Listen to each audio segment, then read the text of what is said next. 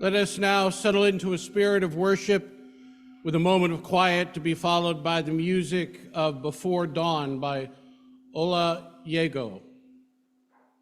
You are invited this time to light a silent candle of joy or sorrow. This morning's music will all be pieces by Ola Yego.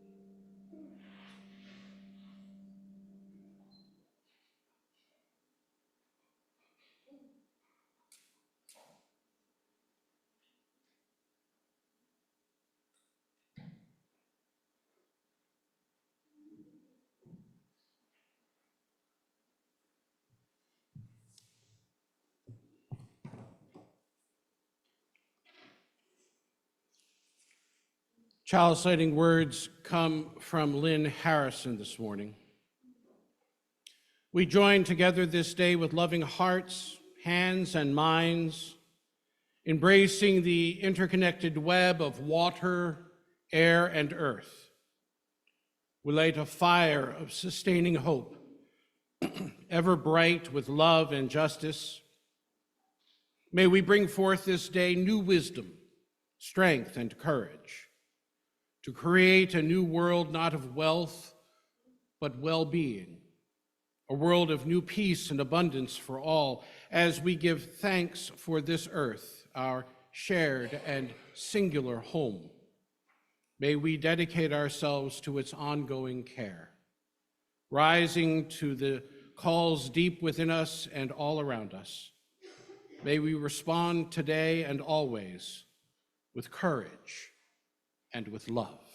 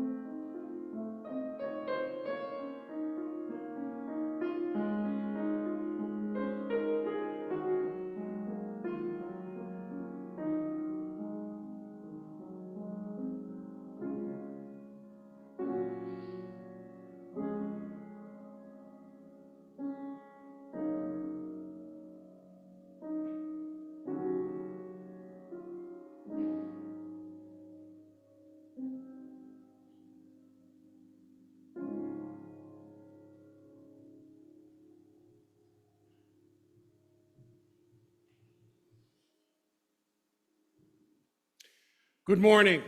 Good morning. Oh, I'll take that. Welcome to the Unitarian Universalist Church of Worcester, a congregation of love, hope, and justice, inspiring people to take on the challenges of a changing world. My name is Aaron Payson, and I am honored to be one of the ministers of this grand congregation, now that you can hear me. We begin by acknowledging that in Worcester, Massachusetts, we work, learn, live, and worship on the seized ancestral homeland of the Nipmuc people, who survive and remain active as the Nipmuc tribe. We offer a special welcome to those of you who are new or visiting with us for the first time this morning. We are delighted that you're here. We hope that you'll join us in Fellowship Hall following the service for refreshments and conversation. If you have questions or desire more information about this service or any of the ministries or programs of this congregation, please don't hesitate to ask. We invite you to fill out one of the pew cards found in the slots in front of you. These cards can be placed in the offering plate or given to one of our ushers or greeters this morning.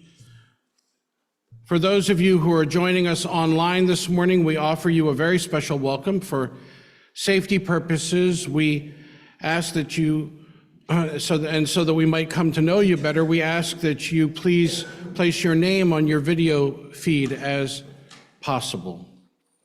Please take a moment to sign one of our attendance clipboards that are now being circulated. Though you're not obligated to sign, we appreciate your information and we use it only for church purposes. During the service, we offer an opportunity to share a brief personal joy or sorrow. If you'd like yours to be read aloud by the minister, please print it on an index card in the pew and drop it in the collection plate when it comes around.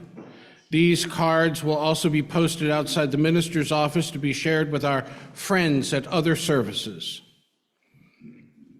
For those online, you can place your joy or sorrow in the chat, and we will read it during this very special time in our service. Please precede your joy or sorrow by the words, "Please read," so that we might find it quickly. In the foyer are listening devices and large print service programs and hymnals for those who may find their assistance beneficial. We also have cushions for those of you who find wooden pews problematic. You know who you are. We invite you now to turn your technology to worship mode. And please note the announcements on the back of your order of service. There will be time for short verbal announcements following the postlude this morning. We are so glad that you're here, and we hope this morning is an opportunity for rest, reflection, and rejuvenation.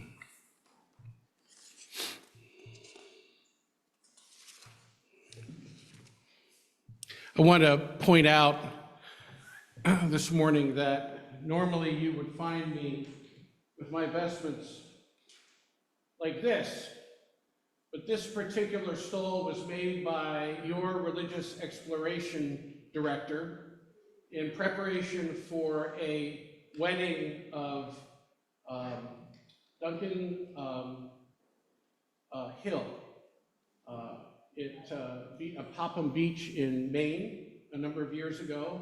And for that purpose, she also made it double-sided. So in honor of Earth Day, I thought this was most appropriate. I also have a tie that I'll show off later. For those of you who are looking for ways of expressing yourselves this day, there are a couple. Our opening words this morning are by Sweetthorn Teacup. May we recognize and abandon the familiar attitudes and practices that do not serve the whole. We are who we are, and we have the opportunity to be who we want to be, to create a new inheritance for the future. May our thoughts, words, and actions in our daily lives assist in dismantling paradigms of oppression and suffering.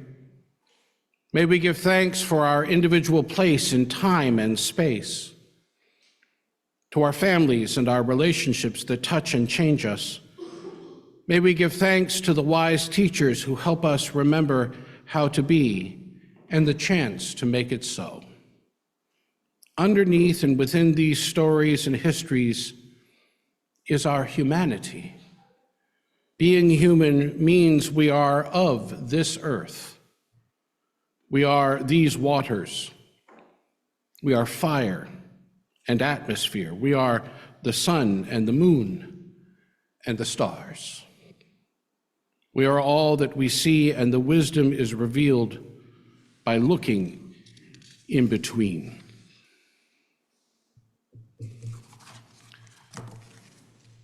I want to invite Maura Rouse to come forward with a very short announcement regarding our stewardship campaign.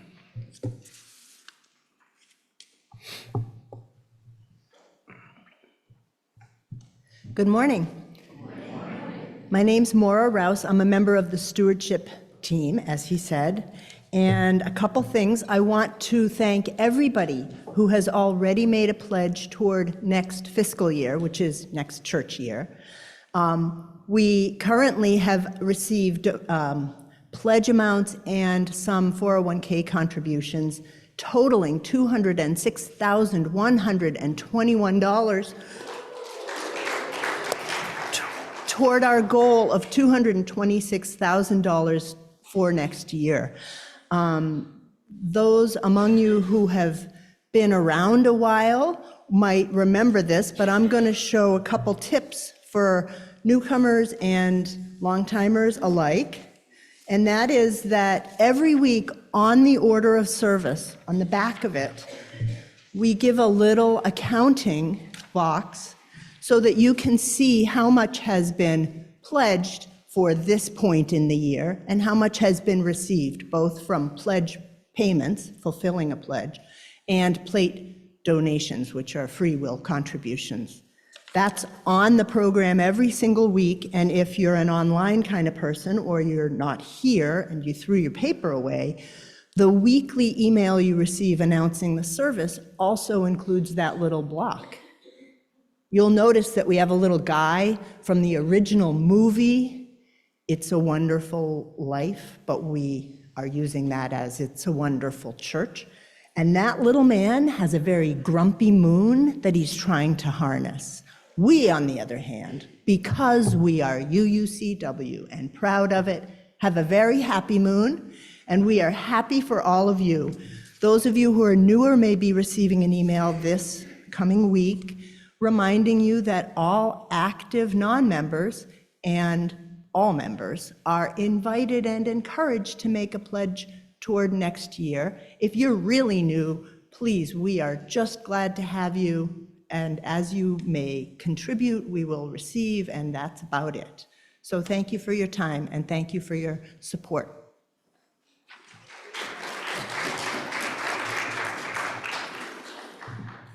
With a smiling moon above us, let us turn to hymn number 21, found in your gray hymnals, and rise in body or in spirit.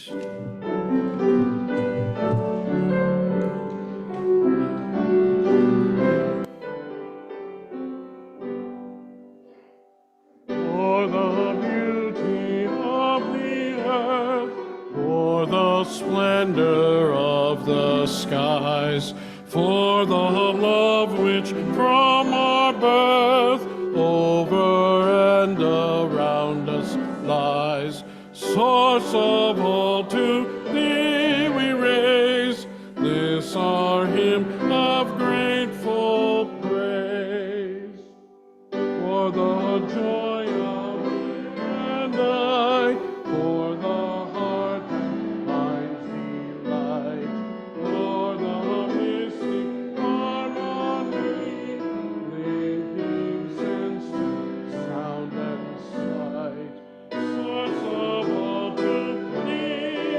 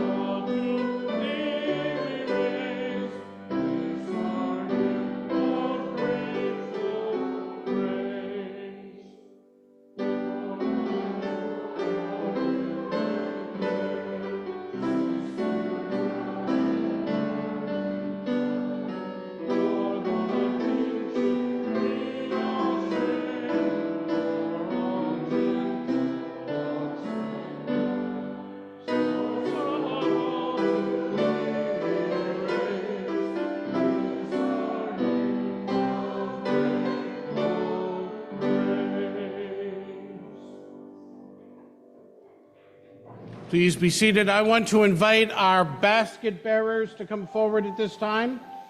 These participants in our weekly religious exploration program continue their ministry toward our emergency fund. If you have change that you would like to share, please raise your hand and one of them will find you.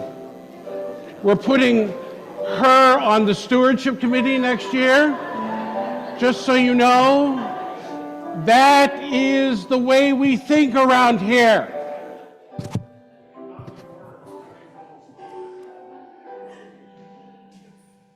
We'll find it, Kim.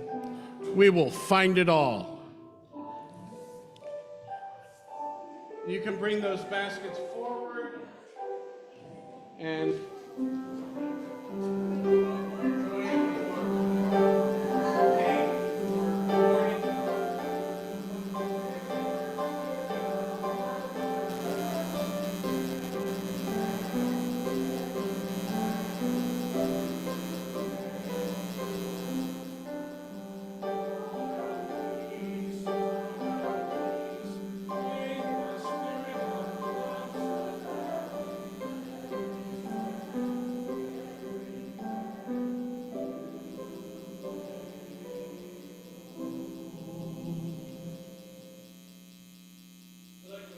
Rachel Keogh forward for our 8th principal moment this month.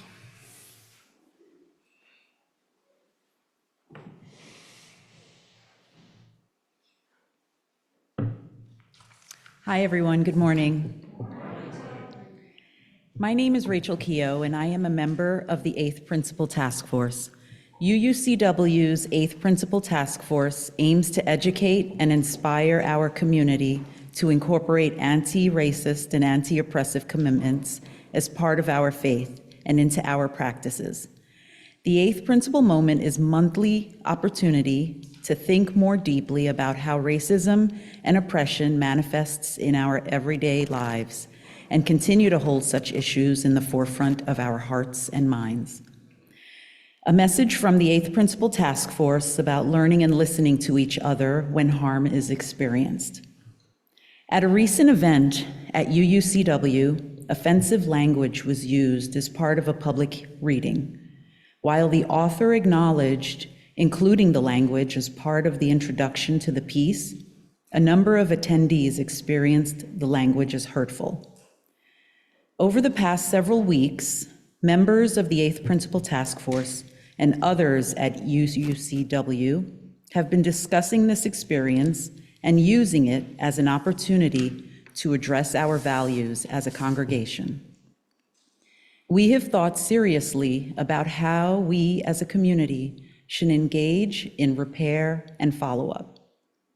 We have also been mindful that there is value in holding space to grow and learn from actions that cause harm, both as individuals and as an organization. This type of reflection is at the heart of our commitment to the 8th Principle. The 8th Principle calls us to build a diverse, multicultural, beloved community by our actions that accountably dismantle racism and other oppressions in ourselves and our institutions. Our work is to build sensitivity towards how our everyday actions can be unintentionally hurtful, and to develop our ability to intervene and follow up when we notice or hear about experiences of harm, whether intentionally or unintentionally caused. Addressing these incidents, while vital to our principles, does not mean that we wish to condemn or reject anyone who unintentionally causes harm. We hope that we can move forward and continue to have these discussions from a place of love and inclusion. To our community, including our youth, visitors, and the broader community, we affirm that it is never okay to use racial and ethnic slurs. Offer our sincerest apologies to anyone who felt impacted or hurt. Commit to continue working to build more support and regular practices to prevent and respond to situations where harm is experienced in the future and invite you to engage with us for further conversation or reflection if interested. If you'd like to join in conversation about how to create welcoming and inclusive spaces and to discuss the interplay between language and inclusion, the 8th Principal Task Force will host a special discussion session on Tuesday, April 23rd at 6:30 on Zoom. Please email 8thprincipal@uucw.org to join. In love, the 8th Principal Task Force, which includes myself, Rachel Keogh, Mara Pentlarge, Dave Showalter, Karen Stevenson, Emily Stolarski, and Evan Wilson. Thank you.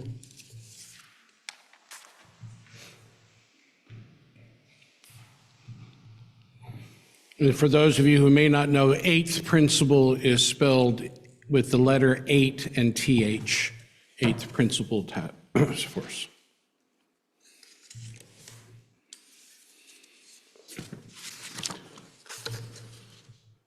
These are the words of Thich Nhat Hanh.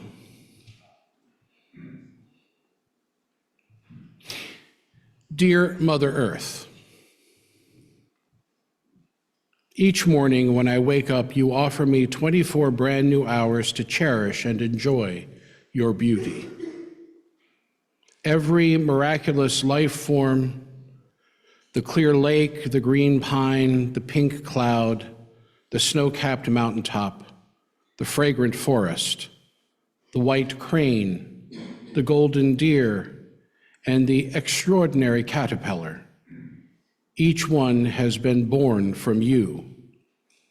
So too has every brilliant mathematician, every skilled artisan and gifted architect. And looking deeply, I can see that it is you who are the greatest mathematician, you the most accomplished artisan, you the most talented architect of all. A simple branch of cherry blossoms, the shell of a snail, or the wing of a bat, each bear witness to this amazing truth. It is my deep wish, dear Mother, to live in such a way that I am awake to each of your wonders and nourished by your beauty. I cherish your precious creativity, and I smile to this gift of life. We humans have talented artists, but how can our paintings compare to your masterpiece of the Four Seasons? How could we ever paint such a compelling dawn or create a more radiant dusk? We have great composers, but how can our music compare to your celestial harmony with the sun and the planets, or to the sound of the rising tide? We have great heroes and heroines who have endured wars, hardship, and dangerous voyages. But how can their bravery compare to your great forbearance and patience along your hazardous journey of eons? We have many great love stories, but who among us has love as immense as your own, embracing all beings without discrimination? Dear Mother, you have given birth to countless Buddhas, saints, and enlightened beings. Shakyamuni Buddha is a child of yours. Jesus Christ is the Son of God, and yet he is also the Son of Man, a child of the earth. Your child. Mother Mary is also a daughter of the earth. The prophet Muhammad is also your child. Moses is your child. So too are all the bodhisattvas. You are also mother to eminent thinkers and scientists who have made great discoveries, investigating and understanding not only our own solar system and the Milky Way, but even the most distant galaxies. It is through these talented children that you are deepening your communication with the cosmos. Knowing that you have given birth to so many great beings, I know that you are not mere inert matter, but living spirit. You are yourself a great being, a bodhisattva. It is because you are endowed with the capacity of awakening that all your children are too.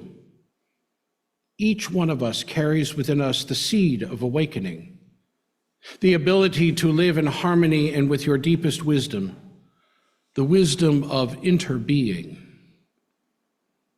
But there are times when we have not done so well. There are times when we have not loved you enough, times when we have forgotten your true nature, and times when we have discriminated and treated you as something other than yourself. There have even been times when, through ignorance and unskillfulness, we have underestimated, exploited, wounded, and polluted you.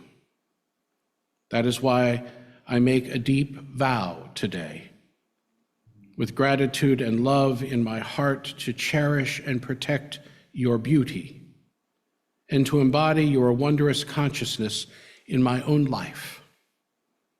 I vow to follow in the footsteps of those who have gone before me, to live with awakening and compassion, and so be worthy of calling myself your child.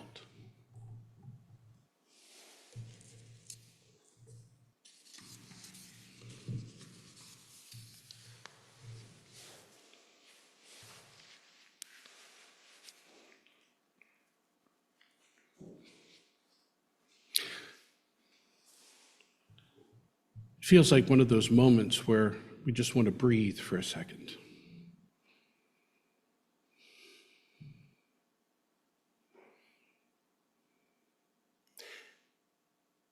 And the good news is we are in a sanctuary that gives us the opportunity to do this,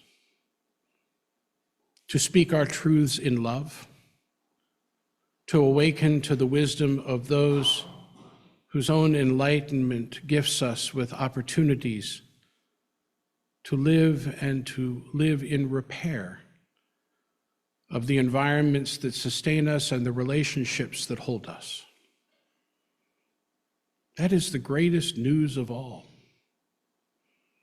In service to that vision, once again yesterday, our food pantry served a host of families in the rain,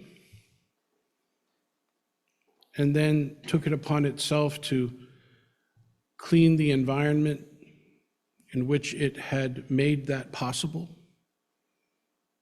This happening while yellow-coated friends scanned the shores of Indian Lake in order to pick up the refuse that had made itself embedded there. The care for the earth and for each other did not go unnoticed. And then that afternoon, as I met with new friends, I watched our garden team continue the process as they took care to make certain that what we exhibit here is a manifestation of our desire to be in good relationship with the earth. This is all good news. And it is service to that good news that we would pause at moments like this and offer that which is symbolic of our own efforts and our own values. An offering taken up in order that we might continue the ministry and programs of this congregation, but even more importantly, that we might together make manifest the mission of this congregation. That is love, hope, and justice, inspiring people to take on the challenges of this changing world. And that is the best news of all. At this time, our morning offering will be received.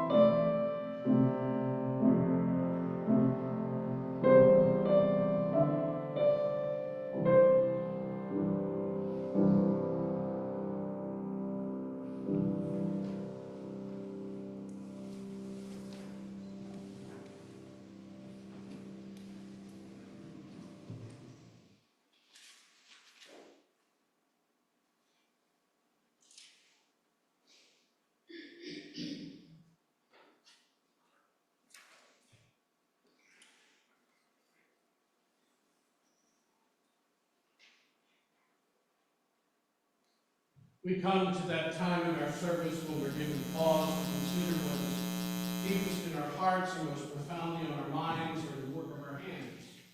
In the days that have transpired or in the prospect of days to come, joys and sorrows that touch us deeply, that are given another measure of meaning because of our capacity to share them in the midst of a company that claims us as a co-chair. So I invite those of you who have joys or sorrows today to come forward and form lines on either side of the sanctuary, to come and speak briefly into the microphone, first telling us who you are so that those using our auditory enhancement devices might also participate in this important ritual, and then to light a candle if you so desire. If you're online, I invite you once again to, if you have a joy or sorrow to share, place it in the chat, and we will make certain to include it during this part of the service as well. Are there joys or sorrows to be shared this day?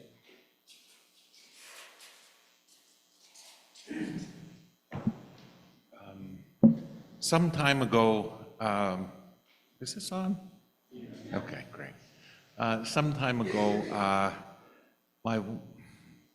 I met and fell in love with a wonderful woman. And about 45 years ago, we got married.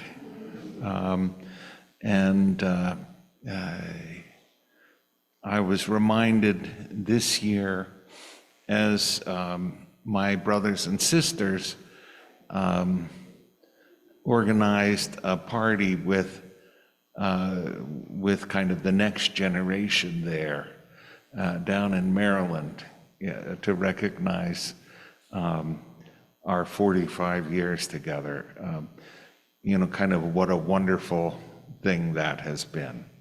And so I want to light a candle this morning, both for Fran, my lovely wife, who is not here and will not hear about this, but that's okay. And also for family. I was just touched by how many people in that next generation and kind of the love of that family and the love that we have in all of our families, but that we can say, I love you, that we can make public declarations of the love that we have for one another. And so I'm grateful today, and we'll light a candle to that effect.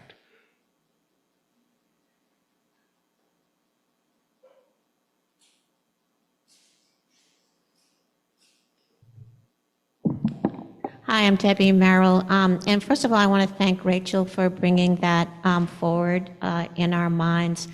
I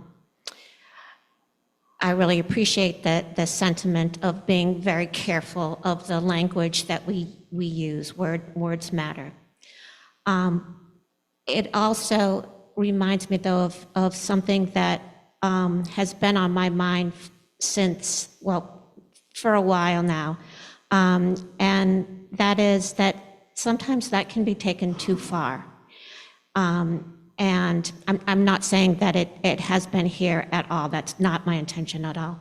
But where I work, it has been taken too far. And there is censorship in language. And I see that around all universities now. And I think that the things that we're hearing about in the news of especially university and college presidents being called out for either, well, they're damned if they do and they're damned if they don't. If they say something too soon, they're criticized. If they don't say it early enough, they're criticized. If they say it one way, they're criticized. And if they say it another way, they're criticized. And I sit back and I watch these people's careers being ruined by this censorship. And I've really had enough of it. I'm thinking of retiring early because I'm tired of students telling me what I can and cannot say in my classroom. So I'm very supportive of what Rachel says, and I agree with her wholeheartedly. Words do matter. But our society has changed significantly, I think, and it saddens me.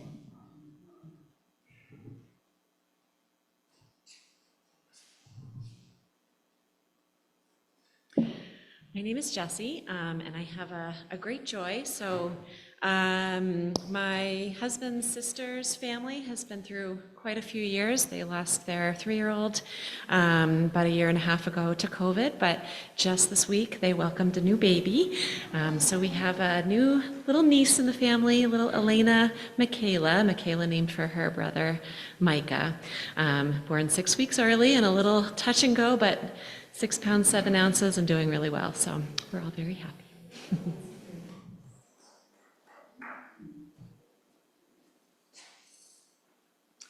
Good morning, I'm Kim. I had the joy of being one of the more than 2,000 people that helped clean up yesterday for Earth Day. My neighborhood every year partners with the city, and they bring us trash bags and gloves to use for the day.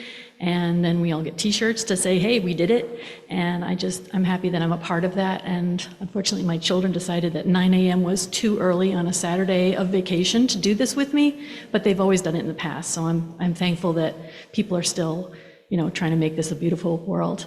I'm also very grateful that Diane Mann is here. Diane Mann worked very hard to get the Women's Runaway Weekend this year, and I'm finally going to get to do it for the second time in my life. And I was really worried she wasn't going to be able to join us, but she is, and I'm so grateful that she's here and that she gets to do that. So in 2 weeks, when a whole bunch of us are missing, it's because we're having fun somewhere else.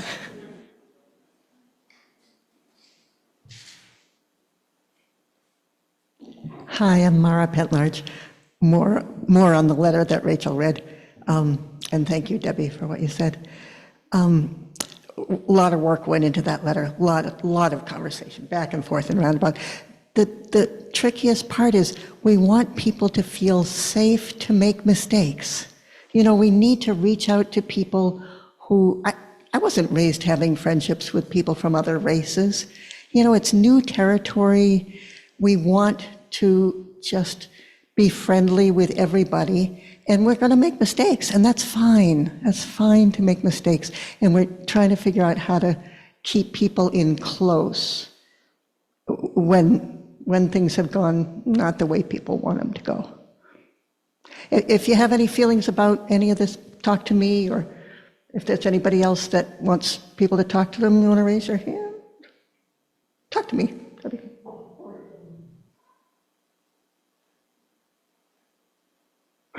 So we're going to sing Boot, Scoot, and Boogie for Diane. No. So Diane writes, my joy today is that I'm here. Last week I went to urgent care getting treated for a fractured ankle. Thank you for all the offers of help and best wishes. They mean a lot. Thank you for being here. And Laura Linehan writes, online today we honor Noah DuPont, 17-year-old Rutland senior and semi-professional dirt biker who lost his life last week in a tragic accident. The outpouring of love from everyone Noah had touched will be honored today. Are there any online for Facebook? Do we know? That was Facebook, okay. All right.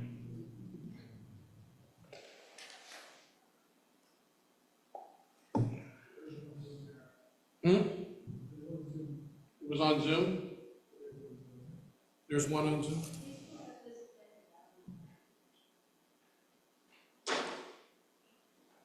So that was one on Zoom. There's no, okay. There's one other? No, okay.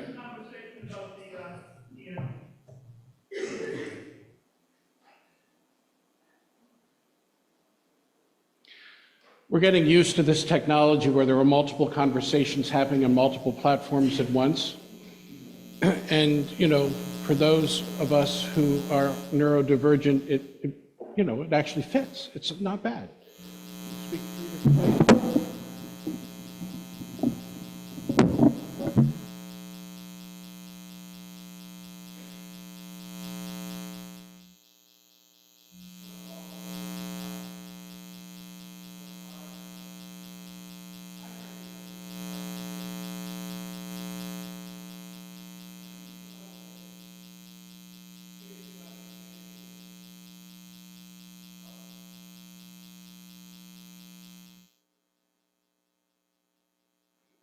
Is it working now?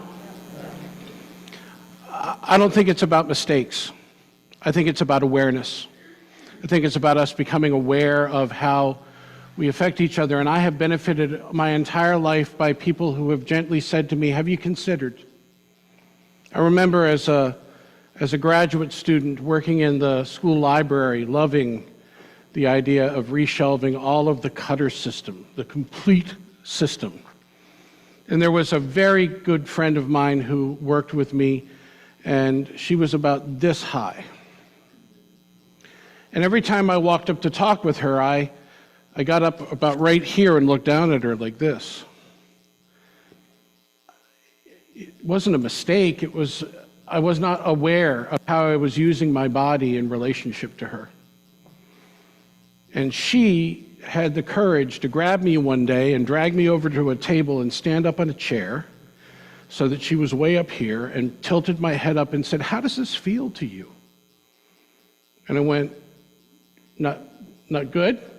And she said, exactly. She said, you need to become more aware of the way in which you use your body. You're a big guy, right? It wasn't about a mistake. It was just about me having to learn something about being in the presence of others and being sensitive to another's experience, which I think is the art of being in community, right? Is learning how to approach each other when we feel like there's something more important for us to learn in the moment, right? Let us be in the spirit of prayer. Spirit of life. We come to you today in humility as we approach this day again when we honor the earth and recognize how many times and ways we have fallen short individually and as a community and as a people to cherishing that relationship. We also come humbled by the reality that we continually grow in relationship to each other so that we might become more mindful of right speech, that we might become more mindful of right behavior. Help us remember our capacity to learn and to love across these distinct experiences. Remind us that we have the capacity to grow and to use our own creative ability to bring about ever more vibrant being for all sentient beings. We come today in humility. May we leave filled with loving kindness. Amen. And blessed be.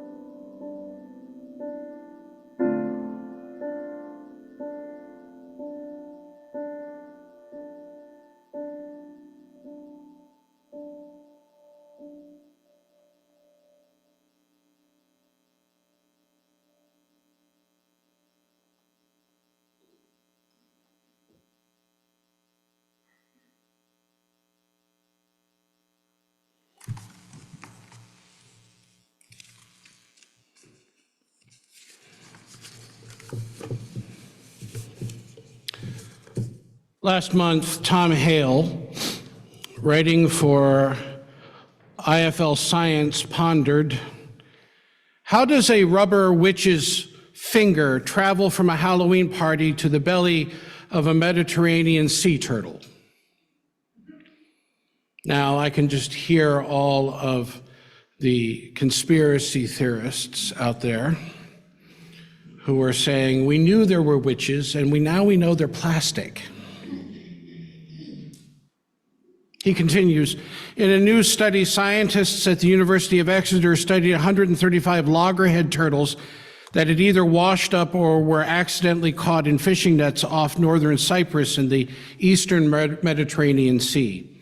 Over 40% of the turtles contained macroplastics, pieces larger than 5 millimeters, or 0.2 inches, from a variety of sources. A total of 492 macroplastic pieces were found within the turtles' bodies, including 67 pieces located inside a single individual. Perhaps the most poignant was a rubber witch's finger from a Halloween costume that was found lodged inside one of the loggerhead's intestinal tracts. The journey of that Halloween toy from a child's costume to inside a sea turtle is a fascinating glimpse into the life cycle of plastics. These turtles feed on gelatinous prey such as jellyfish and seabed prey such as crustaceans, and it's easy to see how this item might have looked like a crab claw. This is Dr. Emily Duncan, who is the lead author of the study from the Center for Ecology and Conservation at the University of Exeter.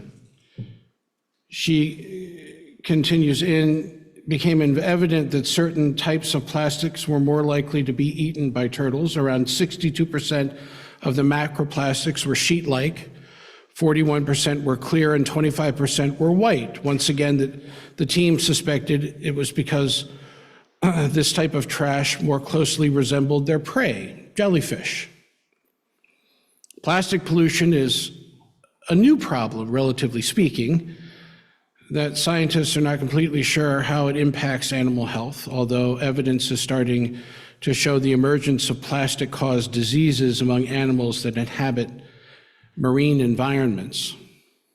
In their 2024 Earth Day resource, and I love this title, Plastic Jesus, Creation Justice Ministry notes plastic pollution damages habitats and interrupts natural processes, reducing the ability of ecosystems to adapt to climate change, directly affecting millions of people's livelihoods, food production capabilities, and social well-being. Our waterways bear the brunt of this pollution, they write, which interferes with navigation and disrupts commercial and recreational fishing. Ocean wildlife, including birds, whales, fishes, and turtles, easily mistake plastic waste for prey, resulting in the consumption of plastic that can't be digested, which leads to starvation and eventual death. Infections reduce the ability to swim, and internal injuries are also the result of this consumption. Microplastics also pose a risk to human health. Increasingly, we see these particles defined as any plastics under 5 millimeters in length, ending up not just in the ocean and other water sources, but also on farmland, raising concerns over our food supply and our well-being. Some studies estimate that the total mass of microplastic particles consumed by adults corresponds, and I love this, corresponds to 50 plastic bags per year. 50 plastic bags per year. Or 1 credit card per week. Now, that's a way to control your spending. The chemicals in these plastics have been linked to a variety of issues, including reproductive harm, obesity, organ problems,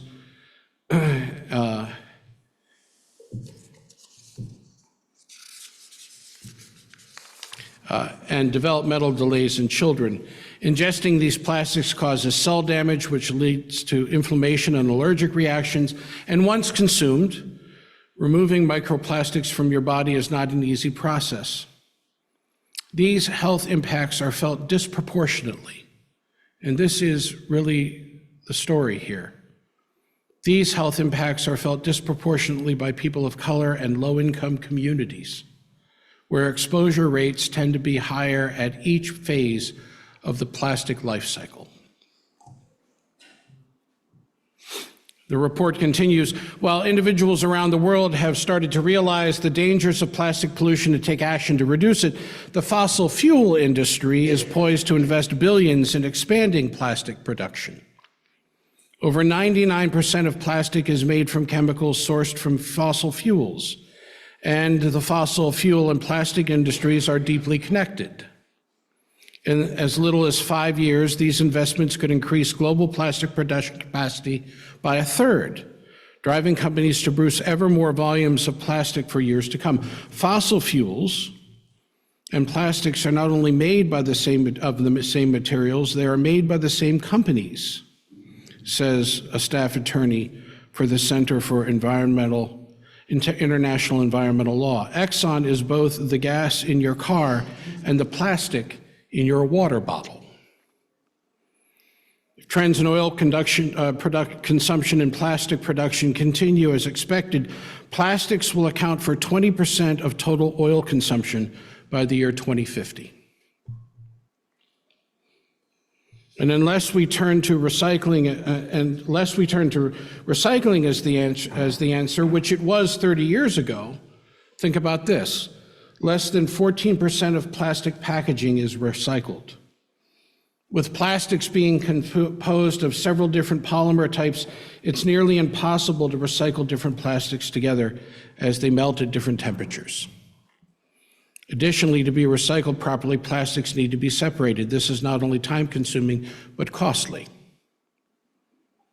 And so we ponder, while the plastic situation seems overwhelming, our faith traditions give us resources to face this issue and change course. With this in mind, how does the church begin to address these issues? Consider how some of the members of the climate action team of our sister congregation in Atlanta, Georgia, are responding to the plastics problem, as one of their members, Pat Russell, reports. Because of excessive packaging, I accumulate a lot of plastic. I decided to participate in the Hefty Renew program. I place all my plastic, except those marks with triangles 1 and 2, in an orange, yes, plastic bag. When I have filled 5 or 6 bags, I take them to the Samara Recycling Center.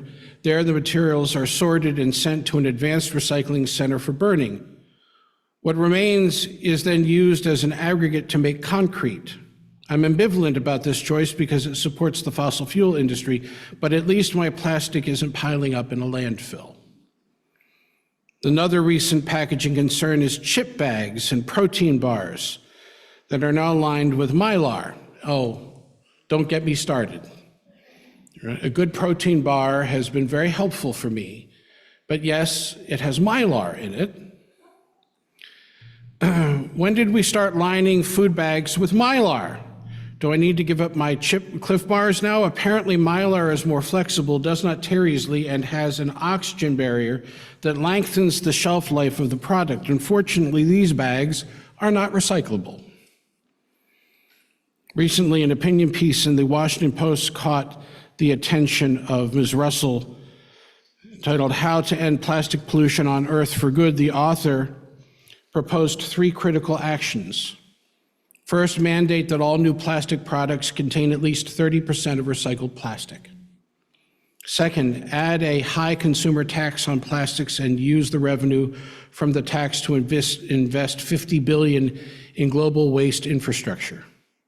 3, cap plastic production at 2025 levels. Concludes, the United States, which produces more plastic waste than any other country, has a responsibility and an opportunity to lead the world in the right direction. Navigating the legal vagaries and facing up to the powerful fossil fuel industry won't be easy, but it is an extraordinary opportunity. We know that if we do not do anything, We'll bury ourselves under mountains of plastic, but if we try, we can rewrite the geological record of our planet. Food for thought. If we were to frame this issue theologically, we might start by reminding those who take the Bible at face value that the promise of eternal life was a spiritual commitment by the divine to living beings, not an ancient prophecy regarding the half-life of plastic. Moreover, the ancients warned us of the propensity of human beings toward idolatry, which is fundamentally a process of reverencing what is created over the creation itself. Consider the lesson from the book of Exodus, chapter 32. I will read it in the parlance of those of you who were born after 1996. So like when the crowd peeped that Moses was taking forever to come down from the mount, they all gathered around and were like, "Dude, get off your butt and make us some gods to lead the way. We have no clue what happened to this guy who brought us out of Egypt." So Aaron was like, "Dudes, go snatch those sick hoops from your wives, sons, and daughters and bring them over to me." So like everyone just went like totally off their sick golden earrings and from their ears and brought them to Aaron. I hate that I'm part of this story. Let me just say that, okay? And he took them and shaped them with a cool engravings tool after it had melted into a calf shape. And they were like, "Yo, these are your gods, O Israel. They totally brought you out of Egypt." And when Moses saw that, he was like, "Yo, let's build an altar right here." And like Aaron made this announcement and was like, "Just so you know, tomorrow we're going to have this little feast for the Lord. So be there or be square." Next day, they got up early, made burnt offerings, brought peace offerings, and they chilled, ate, drank, and had a good time. Were this passage written today, we might substitute gold for plastic. Given that it was a desert, we might even imagine that whatever was crafted would be filled with water. Which is to say that this cautionary tale about how we engage our fears as a community might well be about this moment. Plastic was, when it was first invented as a synthetic in 1907, considered the great social leveler of its time. It spawned the Art Deco movement. It allowed for foods to be kept longer, the mass production of foods and led to corresponding leaps in medical treatments and medical equipment, among other things. And it became the easiest way to make a buck in the world that was being transformed by the Industrial Revolution that began a century earlier. Like the Israelite story of the golden calf, plastic became the shortcut to a better life. And now we find ourselves pondering, what on earth have we done? You know, I wonder if the eighth principle moment today is actually a reflection of this very ethic. No one invented plastic in order to ruin the planet. This was not an intentional mistake. It was an expression of human ingenuity. And in retrospect, we've discovered that it has done and continues to do great damage to our planet, as well as an expression of our desire to continue to make things cheap enough for people to buy. But it is when we come to understand the damage that something we thought was innocuous, if not great. It is not about saying we made a mistake, it is about listening to those who have been harmed and saying, this too is true. How shall we be together with this awareness now? How shall we treat the opportunity for us to move into the future so that we can give our children something better? How will we learn to live together differently? So many things, including words that gave meaning to so many for so long, carry such varied histories for different people, including plastic. Remember earlier in the sermon, the chemicals of these plastics have been linked to a variety of issues, including reproductive harm and obesity and organ problems and developmental delays in children. Ingesting these plastic causes cell damage, which could lead to inflammation and allergic reactions. Once consumed, removing these microplastics from the body is not an easy process. These health impacts are felt disproportionately by people of color and low-income communities where exposure rates tend to be higher at each phase of the plastic life cycle.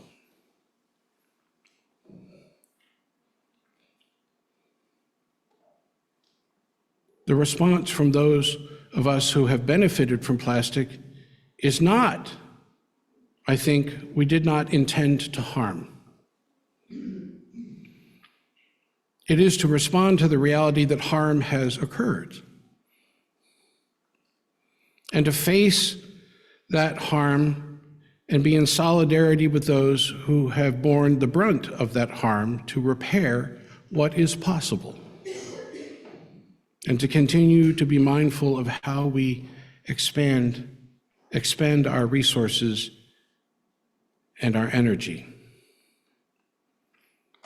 One example, I know I'm running a little over here, is the Church of the Nativity in Raleigh, North Carolina, that historically prioritized creation care in its ministry and founded what has become known as the Zero Waste Church. You know, this is who we already were, says the former rector.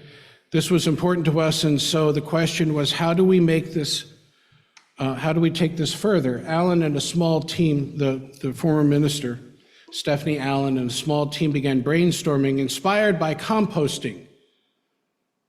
Madam Trowbridge, inspired by composting, right? And the concept of returning things to the earth, they came up with the concept of Zero Waste Church. Initially, Zero Waste Church was focused on combating food waste, but they later expanded to reducing single-use plastics.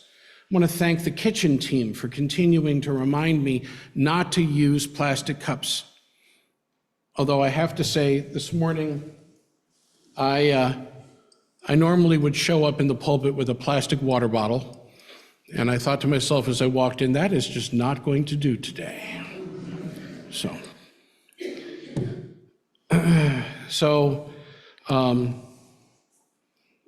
Their mission is heavily rooted in theology. Right? Former minister says, every person, every being has a use and has a purpose within the kingdom of God. The concept of single-use plastics is inherently unchristian. I love that. Disregarding God's intent for the environmental preservation and contradicting God's doctrine of eternal life. The life cycle of plastics corresponds to the concept of life, death, and resurrection. We shouldn't simply throw things away because it's easy. Plastic is a sacrament for our God of convenience.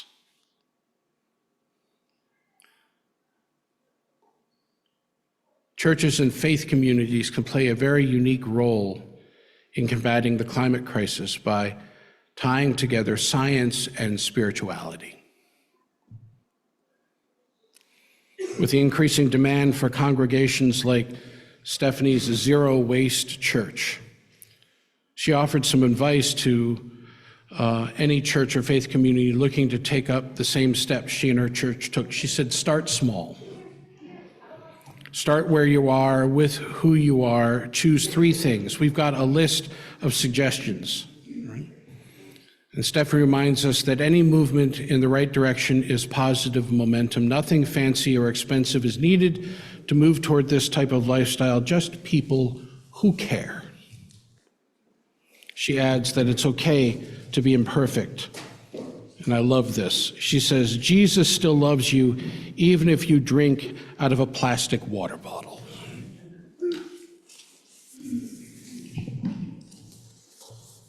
And so there you have it.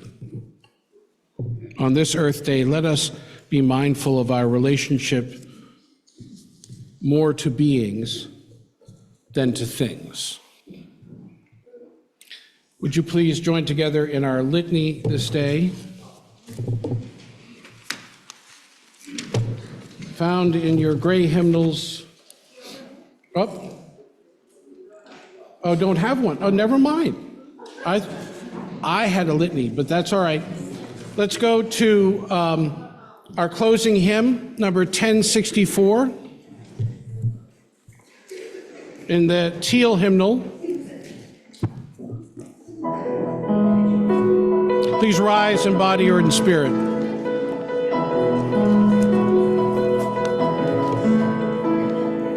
Though below me I feel no motion, standing on these mountains and plains, as I ply these rolling ocean, still my dry land heart can say, I've been sailing all my life now, never harbor nor port have I known. The wide universe is the ocean I travel, and the earth is my blue boat home.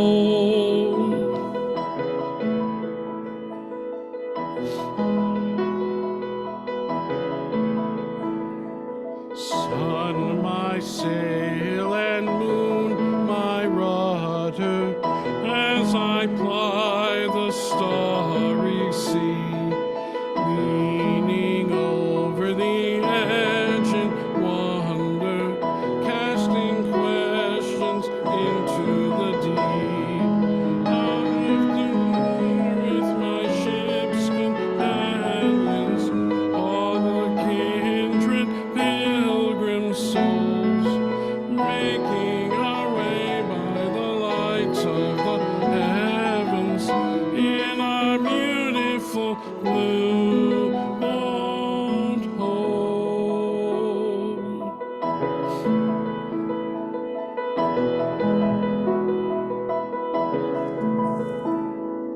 I give thanks to the waves upholding me, hail the great winds urging me on, read the infinite sea before me, sing the sky my sailor's song. I was born upon the fathoms, never harbor nor port have I known. The wide universe is the ocean I travel, and the earth is my blue boat home.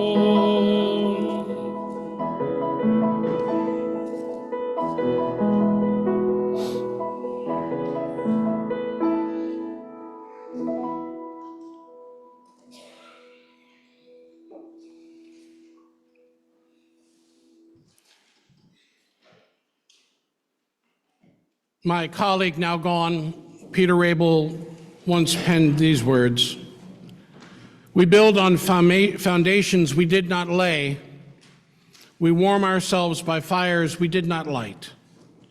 We sit in the shade of trees we did not plant. We drink from wells we did not dig. We profit from persons we did not know. This is as it should be.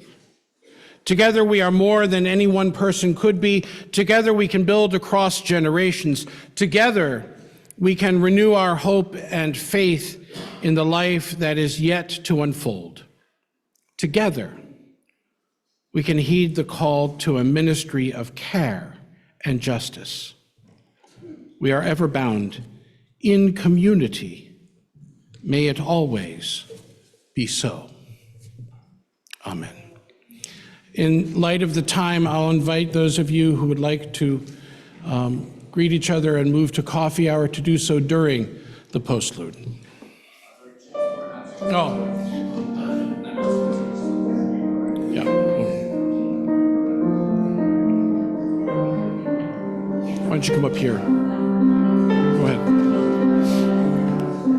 If you have a short announcement to give, come on up to the pulpit.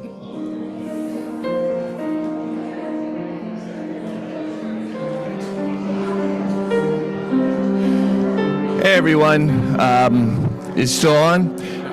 Thematically, just wanted to let folks know that there is going to be a resilience summit that the city is having on May 11th, a Saturday, so 2 Saturdays from yesterday. If you're interested in anything from that the city's doing regarding Milwaukee Forest, what you can do in your own yard, some of the stuff, it's going to be at the library. It's going to be all afternoon. I encourage you to attend. Hi, folks. I am looking for help at the IHN home the week of May 5th through the 11th. I have several openings for evening and overnight. Please come and see me in Fellowship Hall and let me know you can help. Thanks. And we are writing letters to Arizona, if anyone want to take a few minutes to write letters to help get out the vote for the primaries and general election.